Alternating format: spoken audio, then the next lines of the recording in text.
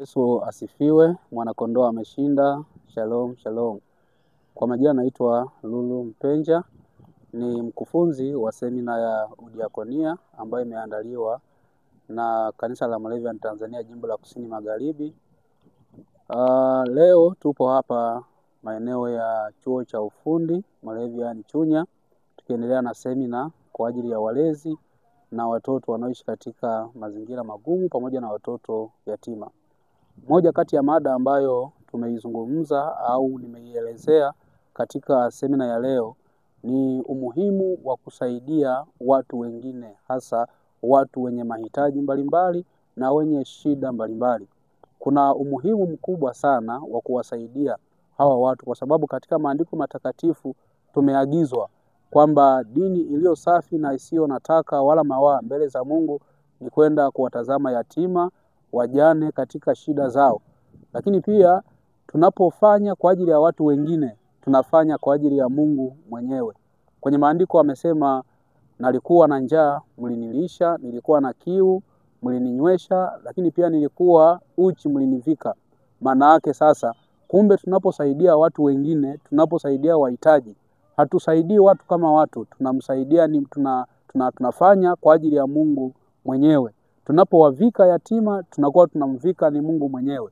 Tunapowatazama na kuwasaidia wajane, tunakuwa tunawatazama na kumsaidia Mungu mwenyewe.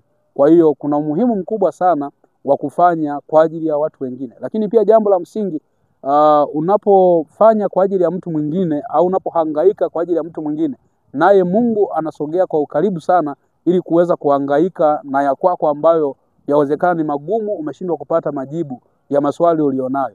Vivyo hivyo sasa, kumbe kanisa linaposaidia watu wengine, linawasogeza watu kwa ukaribu sana na Mungu mwenyewe, na lina uwezo wa kukusanya na kukuza kanisa kwa kiasi kikubwa sana, kwa sababu ya vile vitu ambavyo wanakuwa wanafanya ndani ya kanisa.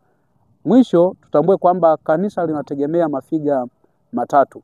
Jambo la kwanza, ili kanisa liweze kupatikana au kuimarika, lazima tusimame katika msingi wa Injili, kwenda kuhubiri Injili sehemu tofauti tofauti, watu wakamjue Kristo na tukawahubiria habari njema za ufalme wa Mungu. Lakini baada ya hapo tuwasisitize kuwa washirika, waweze kukusanyika kwa ajili ya kumwabudu Mungu.